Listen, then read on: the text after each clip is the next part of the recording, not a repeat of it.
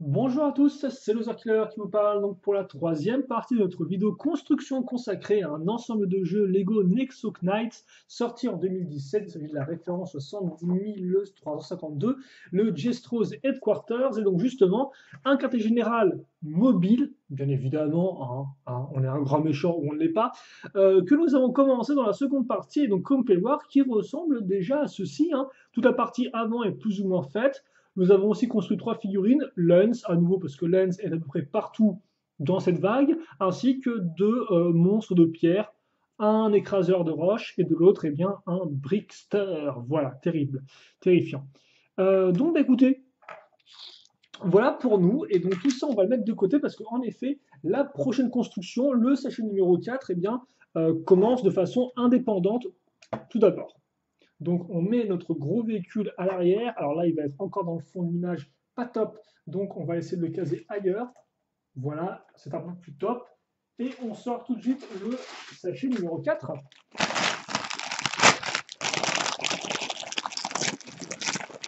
Et alors attention des aux oreilles.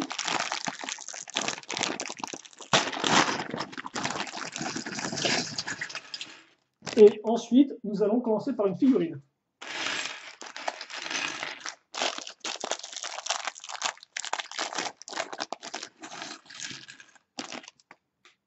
Et pas n'importe laquelle.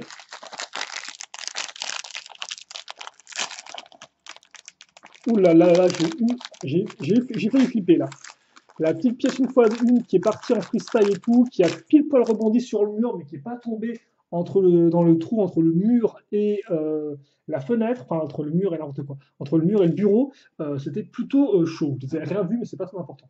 Et donc, ouais, figurine qui n'est pas n'importe laquelle, parce qu'il s'agit tout de même du maître des lieux. Il s'agit en effet de Gestro dans sa nouvelle version. Et ça, bah, c'est pas rien. Alors par contre, je tiens à dire que j'aurais trouvé plutôt cool qu'il fasse des parties transparentes, hein, vu qu'il a un peu fait maintenant d'éclair, hein, après les coups de jus que s'est pris de la part de Monster. C'est vrai qu'effectivement, il faut savoir, dans l'épisode 1 de base, Gestro ne veut pas vraiment redevenir méchant, il n'y a rien du tout. En fait, hein. Il essaie de se faire pardonner des gens de Knighton sans vraiment grand succès, mais en tout cas, il essaye. Et c'est vrai qu'il tombe sur la route de Monstrox en version nuage. Et au début, Gestro ne veut pas effectivement aider Monstrox. Il en a un peu marre, quoi. Mais Monstrox lui faut un petit coup de jus et donc ça réveille les bas instincts de Gestro, hélas. Voilà. Et donc un Gestro, comme vous pouvez voir, qui certes est fait de foudre, mais qui là est juste bleu clair. C'est un peu triste, vu qu'en plus, sa tête, quant à elle, est transparente cette fois-ci. Donc d'abord, on va mettre sa cape, hein, donc cape noire. Comme vous pouvez voir, forcément, le schéma de couleur bleu et rouge a totalement été mis de côté. On est avec du jaune et du bleu et du violet maintenant. Et donc, ouais, peut-être effectivement assez. Alors, oh, par contre, c'était rigolo ça. Vous avez la tête de Gestro version normale avec de la peinture blanche dessus qui est assez cool. Et forcément, vous avez la version Diabolicus entièrement transparente. Et je crois que c'est la première fois que je vois une figurine qui a d'une part une tête entièrement imprimée, enfin, entièrement transparente, et d'autre part où ils ont essayé quand même d'avoir une grosse couche de blanc en fait. Après, tu me diras, c'est un bouffon, c'est normal qu'il ait une sorte de tête blanche. Bon, on va mettre ça ici. En tout cas, j'aime beaucoup la tronche de Gestro qui rend vraiment bien. Alors par contre, est-ce qu'il y a pas une ouverture? Ah, ici, une ouverture facile avec ce truc qui est là. Et donc forcément, le bonnet de bouffon, quant à lui, a aussi eu le droit à un changement de couleur, hein, vous vous en doutez bien, comme ceci. Et il est assez menaçant, on va voir comment il rend avec son... Aïe, aïe, aïe, c'est pas ce que je voulais faire du tout. Ah, par contre, si on pouvait se coincer... Il rend bien aussi comme ça. On va tout le laisser comme ça, tiens. En mode, je ne comprends pas ce que je suis en train de faire. Et surtout, donc, Gestro aura sa petite arme. En fait, je me rends compte que là, on n'aura pas du tout beaucoup de pièces. Donc, ça se trouve, j'aurais vraiment dû couper les vidéos différemment. Mais ça, c'est toujours un peu le problème de mes constructions. C'est que même après X années d'existence, j'ai toujours des fois du mal à couper les parties et les sachets de façon la plus optimum, la plus optimale possible. Bref, on s'en fiche totalement. Voici Gestro, qui honnêtement rend bien. Gestro, qui d'ailleurs est exclusif à ce set-là, ainsi que au set du colosse de pierre, de destruction ultime, tout ça, quoi. Voilà. Hein. Donc, qui apparaîtra en vague 2, bien évidemment. Donc Gestro, au final, qui est uniquement disponible dans 2 sets, tout comme c'était déjà le cas en 2016. Voilà. Vous savez tout sur Gestro, ou presque tout. Maintenant, il est temps de passer à la construction donc de la dernière partie sur la dernière structure entre guillemets de la partie avant de son véhicule. Alors, on va commencer avec une plaque, comme vous pouvez voir, vous pouvez même très bien la voir, où j'ai fait des essais de mise au point dessus, ce qui prend un peu de temps. Alors, attendez, excusez-moi.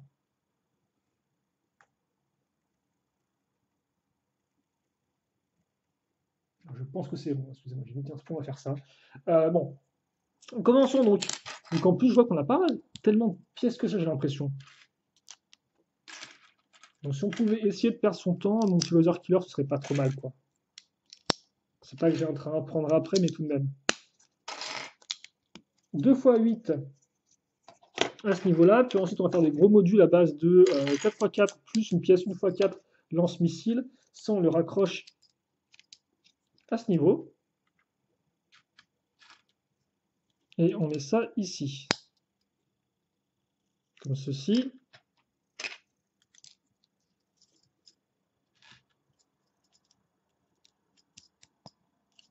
On met ça là et on met ça comme ça.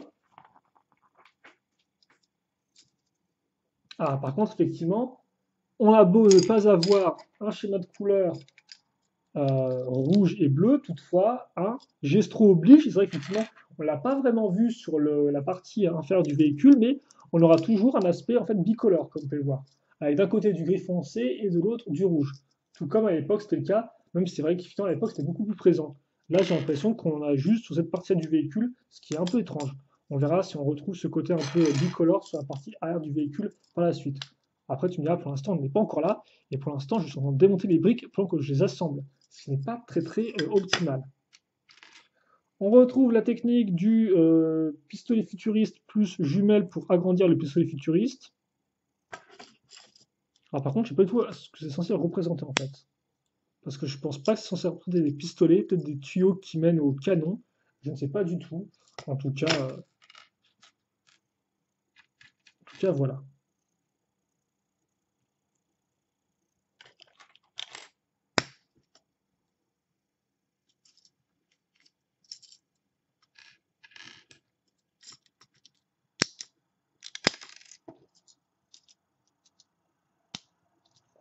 On met ça comme ça donc.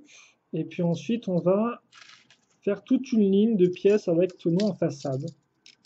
Donc du 2x2, comme vous pouvez le voir à ce niveau. Voilà qui devrait faire l'affaire. Puis on va mettre une bonne grosse plaque pour couvrir tout le trou. Hein. Cette fois-ci, on n'y va pas à coup de petites pièces lises, quoi que ce soit. Là, c'est vraiment de la bonne grosse plaque 4x6. On casse des pièces à clip ici. Et puis après, on va mettre des petites pièces angle droit comme ceci. Voilà qui devrait nous faire l'affaire amplement. Et par contre, effectivement, là, on retrouvera bien là encore le côté bicolore. C'est pour ça qu'effectivement, on avait déjà des pièces comme ça dans la partie inférieure, mais elles étaient toutes les deux de couleur violette, quoi. Et c'est vrai qu'effectivement, j'avais carrément zappé cet aspect bicolore quand j'ai commencé à construire la partie basse, quoi. Je pense que c'est le côté un peu, effectivement, le nouveau schéma de couleur qui ne m'y a pas fait penser.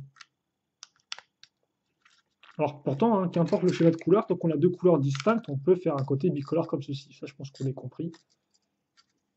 Et donc surtout, vous vous rendez compte que là, en fait, on dit bonjour à toute la famille des pièces de toit, de pièces pentues, en fait. Hein. Là, vous avez des 3x3 qu'on n'avait pas vu jusqu'à présent. Donc, pour tous ceux qui ne connaissent pas les pièces pentues, ce set en est une belle démonstration. Là, on y va à fond, quoi, hein, je pense qu'on peut le dire. On met des petites pièces bleues en dessous qui ne se verront pas, mais elles sont là en tout cas, on les aime bien, on les salue et on leur dit au revoir peut-être. Ah non, on va caser. Alors ça, c'est rigolo, tiens. Parce que moi, je connaissais la pièce qui en fait était comme ça, sans accroche, enfin sans tenon ici, quoi. Et là, en fait, on a la version inversée avec tenon au-dessus, tiens. Alors, je sais pas si elle date de cette année ou pas, et je pense qu'en fait, c'est la pièce qui est utilisée pour faire les ballons du Joker dans le modèle entrée de gamme du film Lego Batman. Vous avez le Joker avec une sorte de siège à ballon, et je pense que pour faire le bas des ballons, ils ont pris cette pièce-là. Après, je sais pas du tout de quand elle date. En tout cas, moi, c'est la première fois que j'en ai une dans un modèle. Donc plutôt cool, tiens, bonne surprise. Et je pense savoir à quoi elle va servir dans de notre côté. En attendant, on continue le côté deux côtés de couleurs avec de simples modules sur une 1x6 pièce pentue.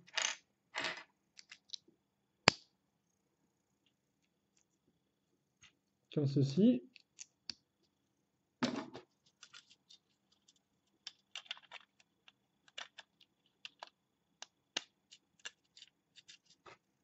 On met ça là.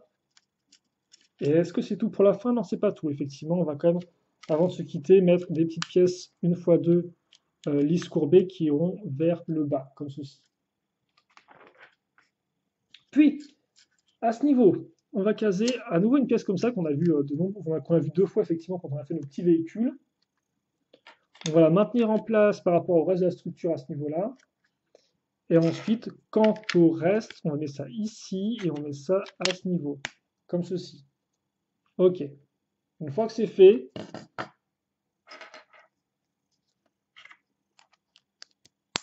on accroche ça ici et là.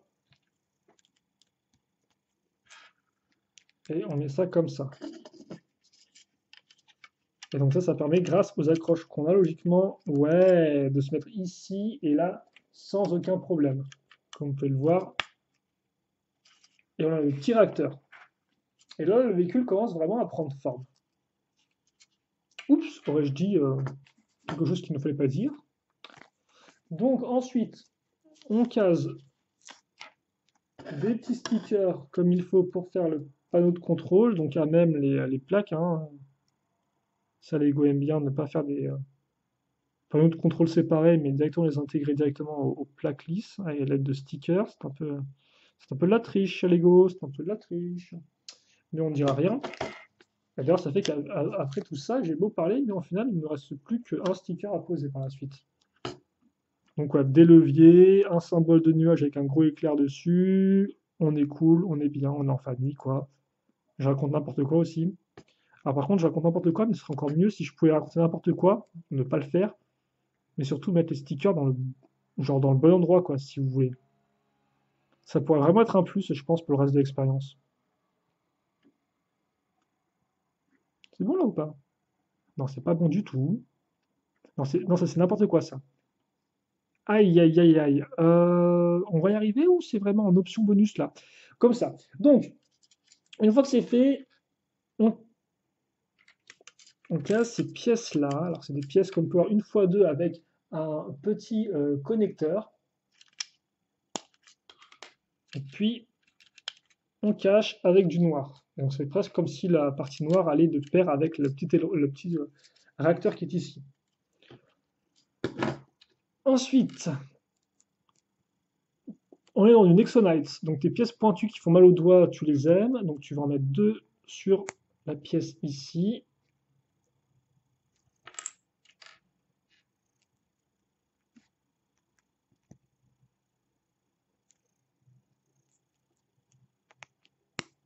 Comme ça.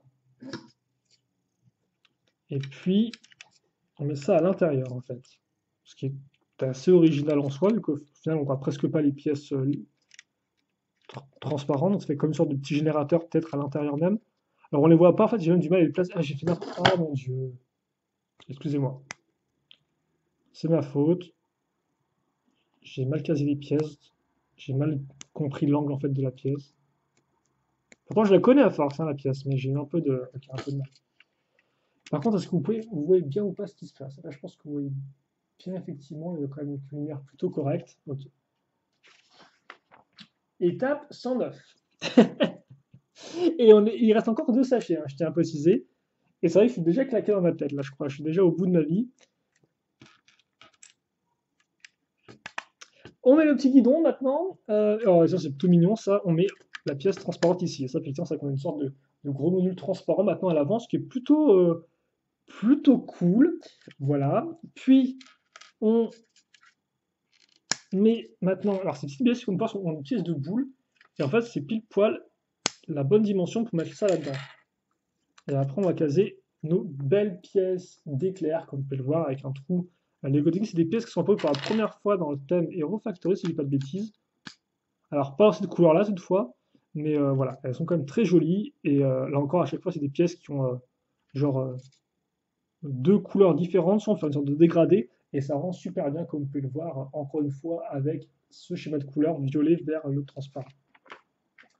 Puis, on approche de la fin en fait de cette partie-là maintenant, vu que on va, alors en fait, je pense que je peux honnêtement faire les deux en même temps. Logiquement, attendez, non, pas, c'est ça ou c'est pas ça? Ok, d'accord. En fait, c'est ce que je pense. D'accord, c'est comme ça. Donc, c'est effectivement deux modules qui seront identiques en plus ou moins, quoi. Là encore quelques couleurs différentes, mais grosso modo, voilà. Donc, on a ça. Je mets deux pièces comme ça ici. Là, ce sera logiquement ça. En dessous, je mets une pièce, deux fois une. Je mets ça et je mets ça comme ça, des pièces à clip. Je mets une pièce pentue ici. Je mets ça comme ça, donc l'espèce de petite part circulaire. Là, comme pour j'ai un trou au milieu qui est libre. Ça tombe bien, j'ai une turbine avec déjà la barre qui dépasse, qui va bien. Donc pas besoin de pièces en plus. Puis ensuite, ça, je le fais à l'identique. On aura juste quelques couleurs qui vont changer comme je l'ai indiqué tout à l'heure. Mais hormis ça, nous sommes entre de bonnes mains.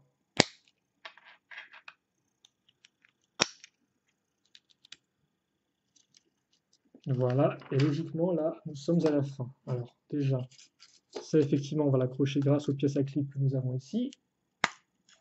Petit clic qui va bien. Pareil de ce côté-là, voilà.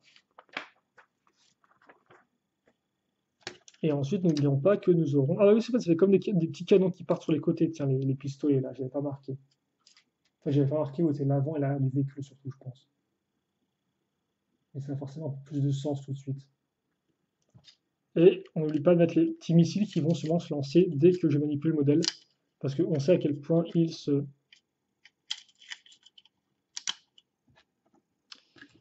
lance vite. Vous avez juste deux petites pièces une fois une, ainsi qu'un missile en pièces supplémentaires, pas vraiment de quoi faire la fête. Et donc justement, on ressort maintenant ce monsieur. Alors quand même, peut-être avant ça, je vous montre rapidement à quoi ça ressemble. Donc voilà, hein. Et donc comme on peut voir, effectivement, bien c'est un véhicule à part entière, si vous voulez. Une sorte de véhicule volant, avec les deux petits réacteurs comme ceci là, et qui permettent de voler comme ça, ainsi que les boosters à l'arrière. Et donc c'est plutôt bien fait, je trouve. Bon, assez carré, là encore, hein, quand même, on va pas se cacher, c'est quand même très carré. Et donc, ça, on va le mettre dans le trou la cheminée, entre guillemets, grâce justement à la petite pièce ici qui va permettre de maintenir tout ça en place. Je pense, comme ceci. Donc comme on peut voir, hein, quand je le mets, ça va se coincer. Et puis après, ça, je le mets comme ça. Et donc ça fait en fait comme une sorte de chapeau de bouffon. Donc voilà, parce que Gestro aime beaucoup, donc il a sa tronche dessus. Et d'ailleurs, le missile restant, vous pouvez même le mettre ici. Je me demandais à quoi allait servir la croche qui touche, si on était censé l'utiliser nous-mêmes ou pas. Et non, Lego a pensé à tout, c'est pour le missile restant. Et ça, j'aime beaucoup, parce que moins il y a de pièces qui traînent, mieux c'est. Donc ça, c'est quand même très très sympathique.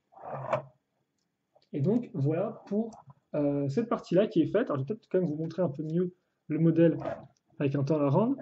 Alors, par contre, effectivement, je me demande si on peut... On peut quand même ouvrir ça, effectivement. D'accord, ok, on peut quand même ouvrir ça, même quand il y a le véhicule ici.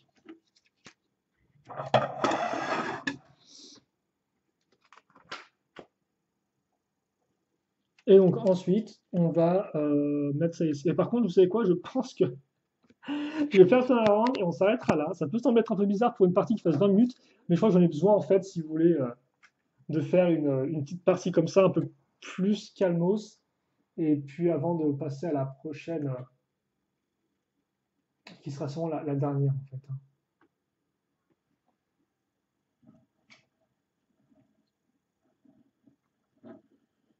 Mais je pense que c'est mieux d'avoir une coupure à ce niveau-là. avec une partie plutôt simple, qui permet justement de finir la partie avant du véhicule, avant d'ouvrir les deux derniers sachets qui, donc, eux, justement, nous permettront d'avoir la partie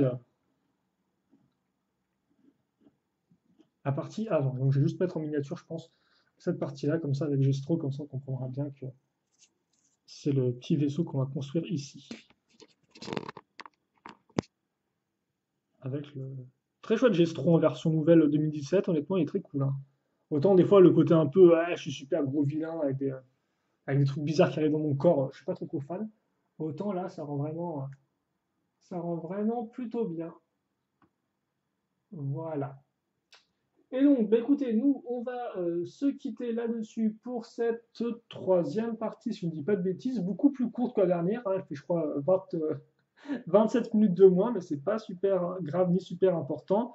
J'espère que vous l'avez apprécié, que c'était une façon un peu d'être à la cool. Et puis nous, bah, justement, après, on se retrouve bah, pour des trucs un peu moins à la cool, vu qu'on reviendra dans du gros bourrin, de la grosse structure toute carrée. Et donc, bah, écoutez, j'espère que ce sera assez intéressant. Pour tout vous avouer, j'espère effectivement voir un petit truc plutôt cool, mais j'ai pas l'impression que ça arrive en fait. Je pensais qu'on aurait au moins peut-être des petits éléments de structure intérieure, mais j'ai pas l'impression du tout qu'on aura quoi que ce soit au final. Bref, on va se quitter là-dessus. Moi, je vais pas trop me spoiler en regardant le mode d'emploi. Et puis voilà, c'est tout. Donc, questions, commentaires, allez-y si vous en avez. Et puis nous, eh bien, on se retrouve tout de suite donc pour la suite et sûrement fin, je pense, de cette live construction consacrée au quartier général de Gestro. Donc voilà, salut à tous, à tout.